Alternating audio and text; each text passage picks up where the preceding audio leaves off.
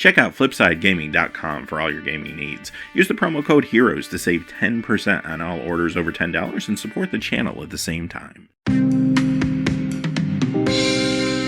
there, this is John from Heroes and Legends. We got another day of Dominaria preview cards to take a look at. A lot of cards today, so we're going to go pretty quickly. Although many of the cards you'll notice are designed with limited in mind, so they're a little easier to evaluate. So we'll try to go fast. Now, just a really quick reminder though, if you check out the description below, you'll find a few ways to help support the channel, one of which is our Patreon page. You'll also find links to products on Amazon down there. If you make any purchases on Amazon, once you go through that first link, no matter what it is, we'll get a small percentage for the channel. And finally, Flipside Gaming, still offering a promo code for our viewers, and you can hopefully save some cash while you support the channel. And as always, thank you not only to the folks that look at those links, but to everyone watching the videos and supporting the channel. So thank you. Let's get into it.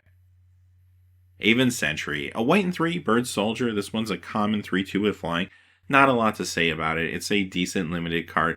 3/2 stats for 4, not super exciting, but the flying goes a long way. It's evasion. You can get some damage across and just fly over a gummed up battlefield. There's nothing wrong with that. In draft, you'll be able to pick this up probably middle to even later portion of the pack. It's not something you have to prioritize quickly or anything along those lines. At common, there'll be enough of these floating around if you really want one. I think you'll be fine. Doesn't always make your cut. You might have better 4-drops if you have a good pool, but definitely sealed. I think this is a strong card, and it does still see play a lot of times in draft. Quende Pride Ephemeral Raft. This is a white and 3 legendary creature, human knight, uncommon 2/2. Double strike. Creatures you control with first strike have double strike. Okay, in draft, this card's probably going to shine a little more than sealed, although you will find synergies from time to time in sealed as well. Casting costs a little too high for standard, so like a lot of the cards we're going to look at today, it's basically going to be a limited card. Now, this card gets a lot better if you're in the Knight synergy, so maybe you're drafting the black-white Knight archetype, because a lot of Knights will have first strike, so this turning that first strike into double strike is not a bad thing. A 2/2 double striker is a fine creature on its own as well. Maybe in seals you might even play it if you don't have a lot of other synergies, because it's not horrible. The 2 toughness is fragile for a 4-drop. That is a problem. But if it can stay alive, I mean, the fact that it's going in as a 2/2 double striker, ultimately doing 4 damage, is not horrible for 4 mana. Will it always make your cut? No, especially in draft. But again, it becomes a lot better with other knights with first strike around it. On Sarah's Wings. Uh-oh, look out. Looks like we have an aura. White and 3, legendary enchantment aura, uncommon, enchant creature. Enchanted creature is legendary. Gets +1/+1 and has flying, vigilance, and lifelink. So, I don't know, somewhere along the line, I got the reputation for hating all auras. And I do hate a lot of auras. I hate a lot of enchantments. And people tell me, but how can you hate an entire class of card? They're not all bad. Yeah, they're not all bad. And this one is not the worst one I've ever seen. That might surprise you because this thing costs 4. That's expensive, white and 3. But you're getting a big payout here. And here's the deal. Here's what I want to do with this card. I'll play it, maybe, if my pool is shallow. Just kidding. If my pool is decent, I might still play it. But I'm not going to prioritize this over good removal spells or strong creatures. But if there's room for it, I'm not opposed to playing it, because if I have a creature that just can't get its damage across, maybe it's a big ground pounder, maybe a big green creature, something like that, just don't have a way later in the game to deliver its damage, this will do it. But I want to make sure I play this at the right time, either when my opponent doesn't have cards in their hand or they're tapped out, because I don't want to get 2 for 1, especially for 4 mana. So I'm going to put this on that creature. I'm going to try to deliver one big impact. That impact could be a huge life swing. It might just be a creature chump blocks it and I gain some life. Whatever it is, I'm getting something worth 4 mana. And at that point, if my opponent blows it up, okay, well, I feel like I got my money's worth for that 4 mana. And if they don't, well, gravy on top, maybe I can actually ride that to victory, right? So it's just a little risky. You have to be smart about it. It's not always going to make your cut because it is 4 and there's a lot of good cards out there it's going to be competing with, but it is not a horrible card. It is not a bad aura. I'm going to say that right now. So believe it or not, this one gets my approval, at least somewhat. And it's probably a lot better in sealed than draft. This to me isn't a high draft pick, but maybe middle of the pack, later in the pack, you might be able to grab one of these. Every once in a while, it will have an impact. Pegasus Courser. This is a white and 2 Pegasus. It is a common 1/3 flying. Whenever this attacks, another target attacking creature gains flying until end of turn. I like these kind of cards for a similar reason I just stated with the last card, because sometimes you just have these big creatures that can't deliver their damage later in the game especially. This will help you do that. Now, it's 3 toughness, which isn't horrible for 3. 1/3 flyer for 3 is okay considering the ability attached to it. Every once in a while, it just might be a one-shot, though. Like, your opponent could have a couple small flyers that will just joint block this to get this thing off the battlefield. But if you can get across a substantial amount of damage, or maybe make them chump block or something at least one time, might be worth your time. And I could see myself running this probably more often than not only in sealed but draft. And in draft, it doesn't have to be a card you prioritize. I mean, you can get this middle of the pack. It's a common. They'll be frequent. Like, don't panic if you don't get it in pack 1 or something like that and you want one. Again, probably better if you have creatures that are going to have trouble delivering their damage. In other words, they don't have evasion or trample. Cloud Reader Sphinx. This is a blue and 4. It's a Sphinx. It's a common as well, 3/4 flying. And it has, when it enters the battlefield, you scry 2. You know, before I talk about the card, this is Kev Walker art. I actually really like Kev Walker's work, but this is weird. Look at that. That picture's weird. So, I know Sphinxes a lot of times look weird anyway, but this one looks especially weird to me. I don't know why. It's creeping me out. So, anyway, even though it's creeping me out, would I play it in Limited? Yeah, I'd play it in Limited. It's actually really good because it does cost 5, but at least it's only 1 blue. You could splash it.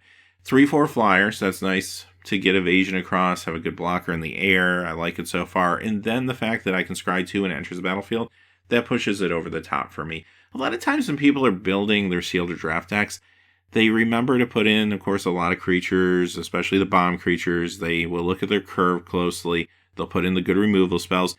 A lot of times, though, even the best players will sometimes forget about the card selection and the card draw.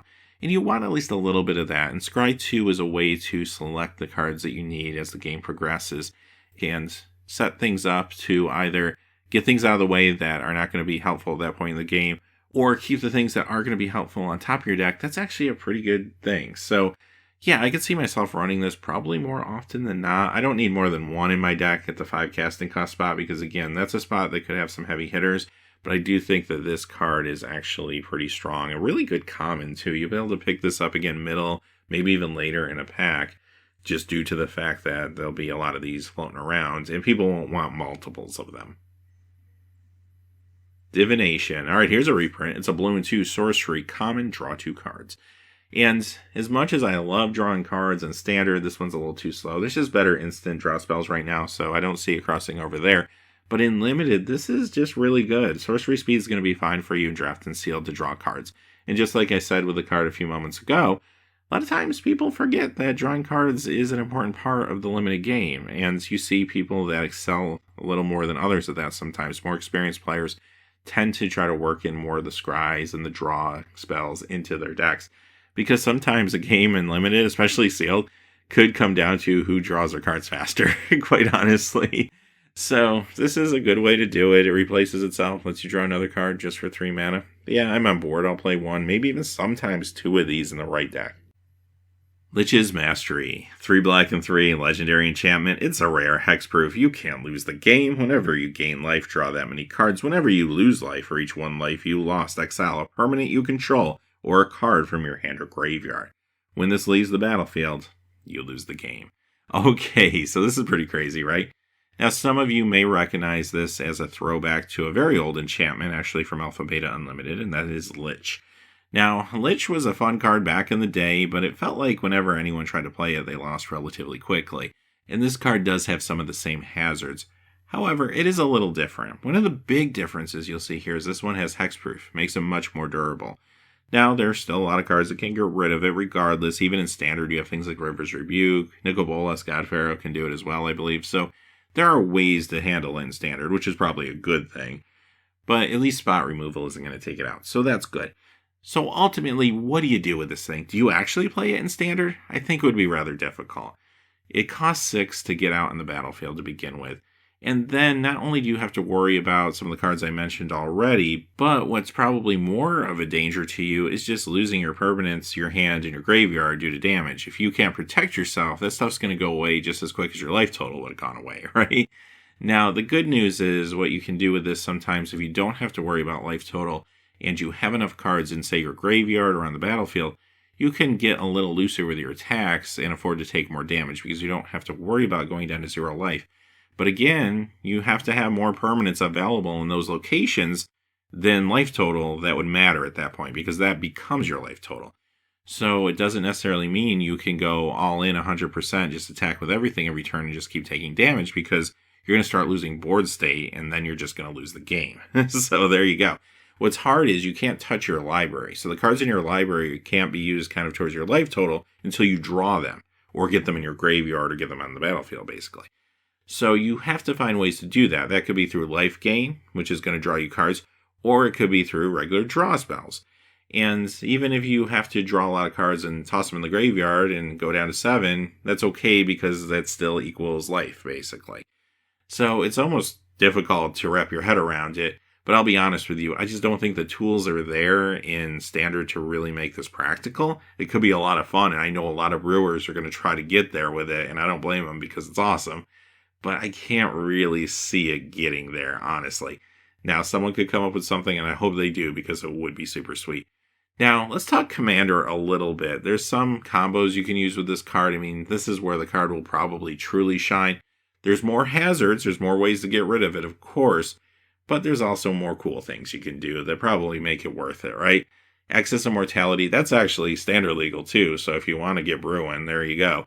Then there's a card like Exsanguinate, which is going to allow you to damage your opponents while you draw cards, which equates to life gain for you as well. And if you have a way to not have a maximum hand size, you could play a lot of those cards, that would be sweet.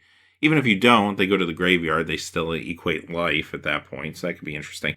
There's probably hundreds, maybe thousands of combos with this card that are unique and different. And we do have other cards to talk about today, so I'm going to move on. But let me know in the comments below some of the cards you think of that could be fun to play along with this, because there's a lot of really cool interactions to be had here, no doubt. Now, what about limited, though? Can a Drafter Seal Pool support this? I'm really skeptical of that. I'm trying to think. I don't think we've seen anything that actually gets rid of it so far. I mean, we haven't seen the whole set yet. But I'm not even really concerned about that. I'm more concerned with the fact that in Sealed and Draft, because I'm playing with more limited pools of cards, I don't know if I can support the fact that when I lose my hand, my graveyard, and permanents on the battlefield, I'm going to lose the game. As a matter of fact, if I play this on like turn 6 or 7, there's a good chance that I actually have a higher life total than the amount of permanents I have in those locations. And then the card really doesn't make any sense, right? And if I can't find a combo that makes sense with it, then I'm not really sure what I would use it for. And sealed, it gets even worse. So as far as draft goes, I just don't see myself picking this card. This is kind of one of those cards that, even though it's a rare, someone might rare draft it, of course. But other than that, I think it would just get passed around the table until someone gets stuck with it. I just can't think of a situation where I'd want to use it. Maybe I'm missing something. Maybe we haven't seen the cards yet, but I just feel like it's too risky and too situational. It's just really an odd card. So it is what it is, but ultimately at the end of the day, I think the card is a success because it does something that really Magic is all about, and it's having fun and bringing back old memories. You know, you're going to sit down someday at a Commander game or a game of Kitchen Table Magic, and someone's going to play this card, maybe you, maybe a friend, and you're going to get an incredible story. I remember when people played Lich back in the game store that I played in the 90s. Like, I remember that to this day. I remember how they never won with it, but I remember that they played it, and it's really cool to have cards like this that create memories and create stories, and that really is what gets people excited about the game. So I like it. I think the card's a success ultimately. I probably never play it, though. Settle the score. 2 black and 2, sorcery, uncommon, exile target creature, put 2 loyalty counters on a planeswalker you control. If you don't want the story spoiled, don't look at this card or the flavor text. This is actually kind of crazy that they put this out today. But anyway, the card itself is good, but not good enough for standard, just simply because we have things like Vraska's Contempt. It's actually phenomenal on paper. Exile target creature, really important right now in standard because of all the indestructible creatures and such that you have to worry about. So it is where you kind of want to be at first glance, but then you have to think this is sorcery speed a little too slow when you have Vraska's Contempt. Vraska can also deal with a planeswalker if they need to. The extra loyalty counters could be nice at times, but isn't always going to be relevant, especially in standard. You don't want to rely on that being the reason you play this card or anything like that. So yeah, it doesn't get there. In Limited, though, this card is fantastic. This is a bomb, first pickable probably all day long. Another really strong uncommon piece of removal here. And this, again, exiles, which is going to deal with certain problems that you might not have better answers for. And also, hey, it's just unconditional removal at the end of the day. You're going to be really happy whenever you can get your hands on it. Most of the time, you're not going to have a Planeswalker in Draft or Sealed, but who cares? If you do, well, gravy on top, wonderful. But most of the time, you're just happy to play this for its first effect and just call it a day. Whisper Blood Liturgist. Okay, this costs a black and 3. It's a legendary creature, human cleric, uncommon 2/2, tap. Sacrifice 2 creatures. Return target creature card from your graveyard to the battlefield. I do want to point out, too, it says sacrifice 2 creatures, not 2 other creatures, so one can be this one. But that's kind of where the good news ends for Standard, unfortunately. It pains me to say this, because I want this card to be good. I love cards like this, like Hell's Caretaker and such, and I love Reanimation. I'd like to see that be a thing in Standard. I do think it will eventually get there. I think we've been getting pieces, if not in this meta, maybe in a future meta. Unfortunately, I don't think this card's helping that cause much. Here's the problem. It's a little expensive for what it's doing it for. 2/2, very, very fragile. It's legendary on top of everything, which also makes construction a little bit more difficult for Standard. And then finally, the ability is a tap ability. So you're going to have to get past Summoning Sickness to use this. Now, you could give it haste, I suppose. We are going to see a creature that will give your other creatures haste later. But it's also a 5-drop, so that's not great either. And if you don't give this thing haste, then obviously it's just a lightning rod for the entire turn cycle till you can actually activate it. Then, if you do get there, you have to have the target to reanimate in your graveyard, and you have to have at least one other creature to sacrifice. Wow, that's asking a lot. And usually when you have to add condition on top of condition on top of condition, it is typically not a good Standard card. And I hate to say it, but I'm afraid that's where we're at with this one. Commander, I think you got the same problems you have in Standard. There's just better, more efficient ways to reanimate. You can make this a redundancy, but a lot of times it's going to get blown up, unfortunately, I'm afraid. Limited, can this be okay for you? Draft and Sealed? Yeah, it can be okay. I mean, if you wanted to draft a full-fledged reanimation strategy, every once in a while it might be possible, but it is not going to be easy. You're going to have to get the reanimation targets, you're going to have to get this card, things to sacrifice to it, maybe tokens or something like that to generate. You're going to need to get a way to get the reanimation target into the graveyard, so discard or mill. You're asking a lot to kind of throw that together. But on the other hand, you might just be able to play this card in a more fair way. Let's say you put out a really good creature and it gets destroyed with a removal spell. You want to get that creature back later in the game. You have the opportunity now to do so. That's probably where this card's going to actually shine. So you could set that up in Sealed as well as Draft, and it could be pretty decent for you. I mean, yes, it's still fragile. There's still some of the problems we talked about, but it's not going to be as shaky in the limited formats compared to the constructed ones. Orcish Vandal. This costs a red and 1. It's an Orc Warrior. It's an uncommon 1/1. Tap, sack an artifact, and will deal 2 damage to any target. I like 2 damage to any target, so that's player, planeswalker, creature. I'm all for that kind of versatility. Card's a little too slow for Standard, though. Very fragile, a 1/1 for 2, not really where you want to be a lot of the time. And you cast it, then you have to have another artifact on the battlefield for it to matter. Then it has to get past its Summoning Sickness. Then you can tap it to sack an artifact to do 2 damage to something. The end result's good, but it's just a really long way to get there, and you can't do it more than 1 time per turn, typically. Yeah, it's not super exciting, unfortunately. Do you play this in Sealed and Draft? The right deck will. Red does have some good artifact synergy, so if you maybe draft into that archetype, then perhaps you do actually run this every once in a while. But I think most of the time, you're going to skip this one, even in Limited. Warcry Phoenix. This is a red and 3 Phoenix, uncommon 2/2 flying haste. Whenever you attack with 3 or more creatures, you may pay a red and 2. If you do, return this from your graveyard to the battlefield tapped and attacking. I like Phoenixes, especially these quick little cards. This one, unfortunately, isn't going to be able to hang in Standard with these casting costs and the activation costs being as high as they are. So, 4 casting cost for the 2/2 flying haste is not super great for Standard, and then the 3 to bring it back to the battlefield from the graveyard, along with having to attack with 3 creatures, is just a little too high variance. And you have to remember that Rekindling Phoenix is also converted mana cost 4. There's a big difference between this card and Rekindling Phoenix, and that's the problem, especially with red nowadays. It takes a really good card to break into red, and a lot of the cards we'll see in the set probably won't just because of that reason. So this one, too slow and clunky, unfortunately, for Standard. Now, in Limited, this is a very good card, especially with that haste. It feels more like a 3-drop than a 4-drop, so I do like that. And yeah, you could get a gummed up board state, and perhaps if you're in Boros colors, you might have a lot of tokens around you. You can even sacrifice some of your tokens to run into some things to bring this back. And that's actually maybe good enough. So I could see this being great and sealed, and even a decent uncommon draft pick. Maybe not like pick 1, 2, or 3 necessarily, but I think this could be a relatively high to middle of the pack pick for you. Belith Gorger. Okay, another card that just a little outclassed for Standard, but maybe another good limited card in some builds. 2 green and 2. It's a beast. Common 4/4, kicker 4. And when it's kicked, it will get 3+1/+1 counters. So effectively becoming a 7/7 in that case for 2 green and 6. Yikes. Okay. So here's the deal. A 4/4 for 4 in sealed and draft is actually good. Those are fine stats. A lot of times you find yourself getting a 3/3 for 4. This gives you a decent sized creature for just the 4 mana. It is 2 on color, but just 4 mana.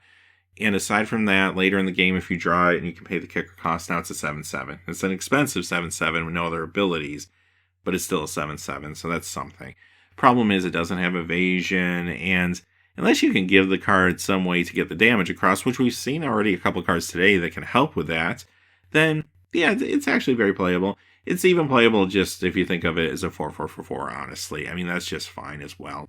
So ultimately, this is a fine card for sealed and draft. In draft, I don't feel like you have to pick this up quickly, especially considering it's a common. You might be able to find these middle to later portion of the pack. Elfhame Druid. This is going to cost a green and 1. It's an Elf Druid uncommon 0/2. Tap for a green mana, or tap for 2 green mana, but then you can only spend it for kicked spells. Alright, so this one is interesting. I'm going to go out on a limb here a little bit and just entertain for just a moment the thought that maybe I play this in Standard. It's a long shot. But we have been talking all week about green and ramp and how it looks like it's going to be pretty good in upcoming Standard metas. And this card could contribute to that, maybe. Like, it's not going to replace Llanowar Elves, obviously. That's the best mana dork that you're going to find. Would some decks, though, appreciate a 2-drop mana dork to come off of a play where they maybe put a turn 1 Llanowar Elves down? Maybe. I don't think kicker is going to come into play in Standard because the kickers we've seen so far in this set are just a little too much. They're asking a lot of mana, and the core spell is not all that great without the kicker. So I don't really see that coming to play, but just having another mana dork, I don't know, some builds might want that. Again, it's a long shot because you don't want to overdo it with mana dorks either. We have this one, we have the Llanowar Elves, we saw one that was in the 3 spot as well a few days back. You're not going to put all those into a Standard deck, right? Because you're just going to get flooded with mana dorks, and that's not going to be good for you.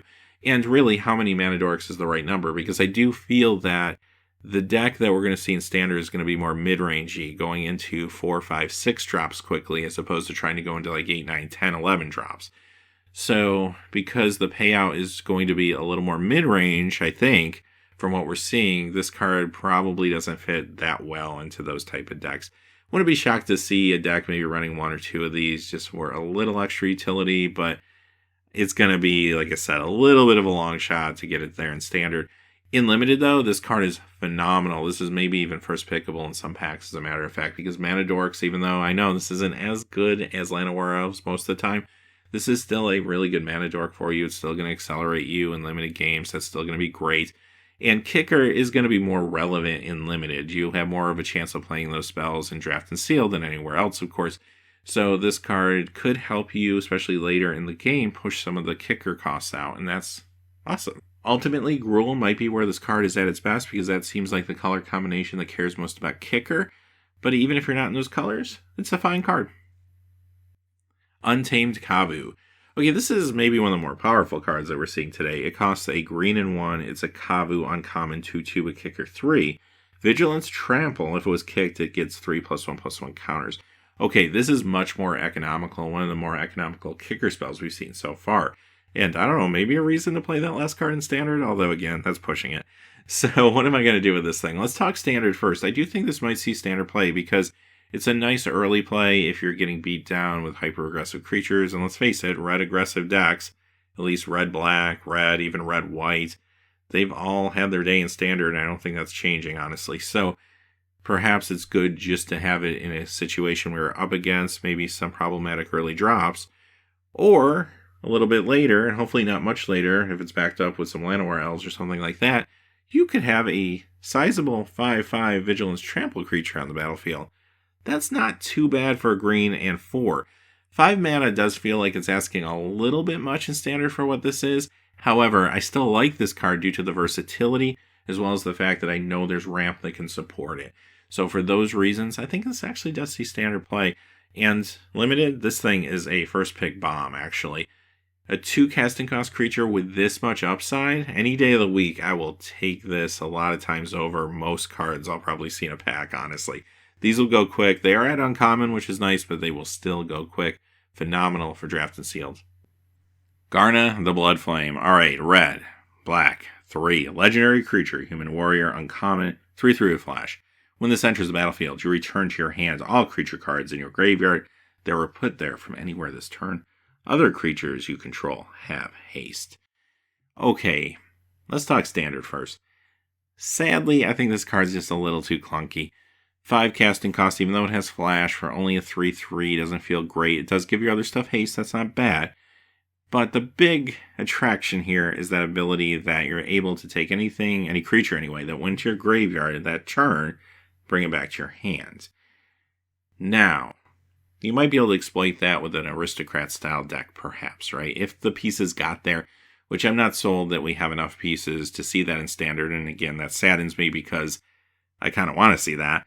But if a Rakdos Aristocrats deck is able to make it, maybe this could be a part of it, but it is still very slow, because let's say I have a creature that can sacrifice other creatures for an effect, and that effect's really good, whatever it is. I can sacrifice a bunch of creatures, get that effect, then play this, they go back to my hand, so it lets me reuse those resources, but it's not very fast. It goes back to my hand, so now I have to replay these creatures a second time. Also, it doesn't help if I'm sacrificing tokens, so it kind of takes tokens out of the equation, and a lot of times those will be your fodder in those type of decks, because you do have like goblin tokens, for example, in this set. So, I don't know, it just feels too slow for what it's trying to accomplish. What about Limited? Could you play it there? Yeah, I think it's a lot better in Limited.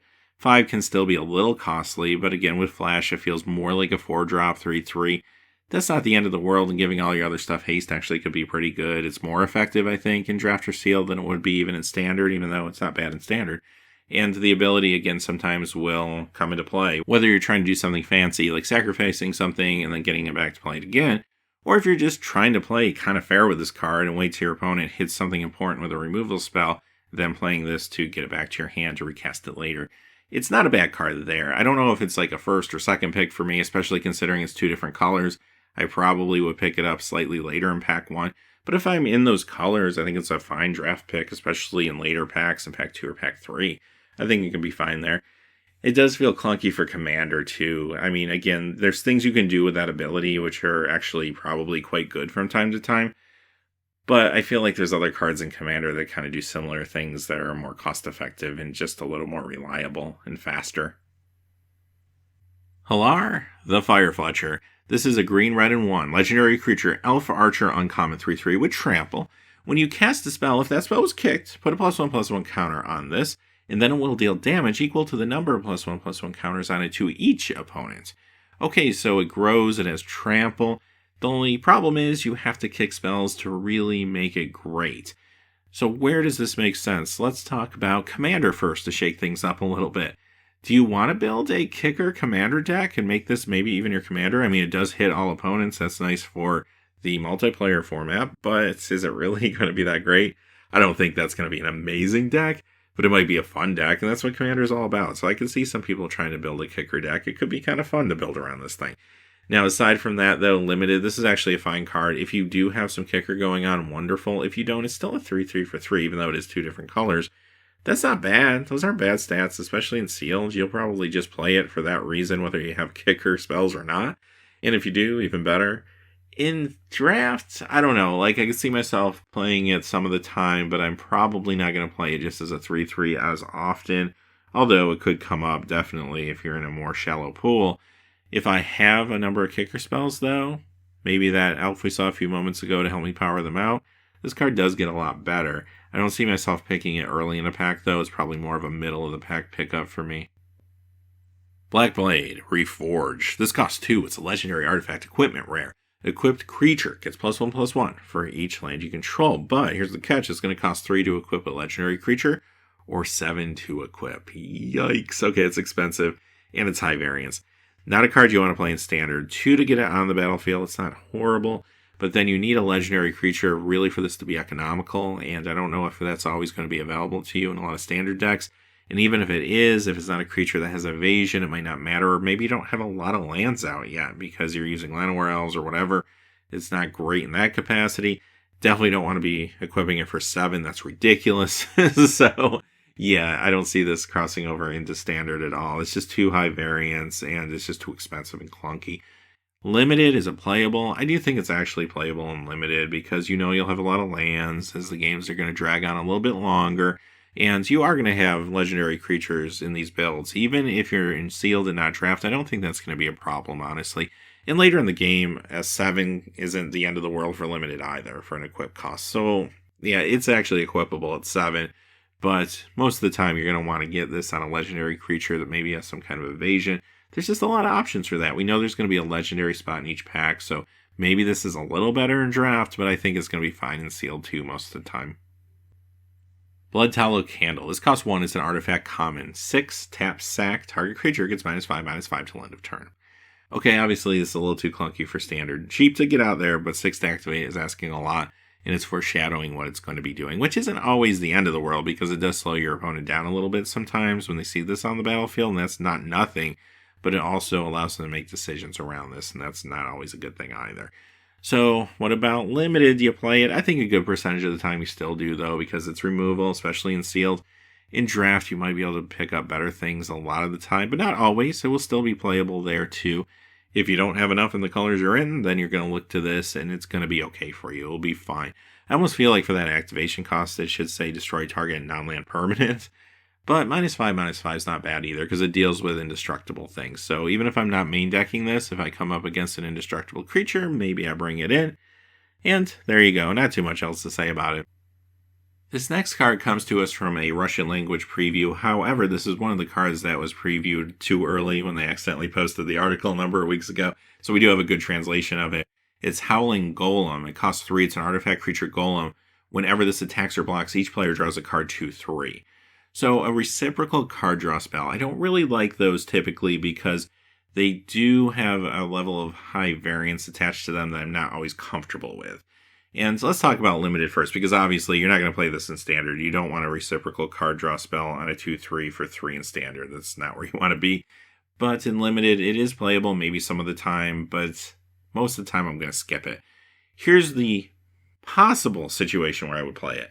If I'm in a really fast aggro deck, and I'm just really concerned about drawing cards and not running out of gas, to me, this is a risk worth taking because, yes, I am also giving cards to my opponent at times, but if my deck can operate faster and card draw is more important to me, then I'm going to go for it and I'm going to roll the dice. Other than that, I'm probably not touching this card. Now, in Commander, maybe a Pillow Fort deck, it is a way to give cards to your opponents for them to beat each other down with, and that's always a good thing. Now, many Pillow Fort decks might not need this because they have a lot of cards that do this type of thing already that are probably better. But as a redundancy, if you want to try it out, it's an option for you.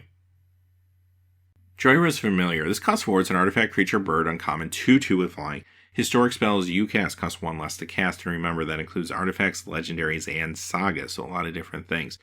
In Standard, I don't see it there. Forecasting costs 2/2. It's just too fragile. And yeah, I like to power out artifacts or legendary creatures or maybe even sagas, who knows. But I don't want to do it at that cost. Even if I ramp into this, it's just too much. I feel like it's too conditional. I need to have historic spells in my hand for it to matter, and it's not going to live all that long as a 2/2. So yeah, maybe not there. But in Limited, I think this is a good card, especially in some builds. It will get a lot better. I mean, I could play a 2/2 flyer for 4 and sealed sometimes just because I'm desperate for a creature with evasion. That has happened if you have a shallow pool. But even beyond that, if you have enough targets for this, and again, there's just a lot of options out there. There's a lot of good artifacts in the set, it looks like. There's legendaries all over the place, legendary creatures especially. So I think you're not going to have a problem finding targets. Even in a sealed pool, I don't think you're going to have a problem finding targets. Now, if you don't have that many targets and you don't need a 2/2 flyer for 4, then okay, maybe it doesn't make your cut. But I think most of the time you might play one of these and be completely happy with it. In draft, yeah, very playable. Probably more playable, of course, because you can draft more maybe artifacts or legendary creatures. But at the same time, it's not going to be like a super high pick, I don't think, either. Probably another middle-of-the-pack pickup. Mishra's Self-Replicator. It costs 5. It's an artifact creature. It is an assembly worker. That's always cool to see. It's a rare 2/2. Whenever you cast a historic spell, you may pay 1. If you do, create a token that's a copy of Mishra's Self-Replicator. Okay, here's my problem with this card. First off, it's a rare in a set that has very, very powerful uncommons. This looks a little weird to me as a rare. It feels like it should have been uncommon. But it costs 5. Now, the ability is cool. I like the ability, actually. But 5 to start it up, I feel like the ability might not even be that relevant anymore by the time this is on the battlefield. So I don't think I have to say skip this for standard for sure. In limited, I don't even know if this makes my cut a lot of the times, and that's weird to say considering it's a rare. And whether I'm talking draft or even sealed here, 5 for a 2/2, super fragile, and then to be able to make the copies of it, I have to have other historic spells played and have the extra mana to put into them, which I don't think is going to be super hard, like I've been saying.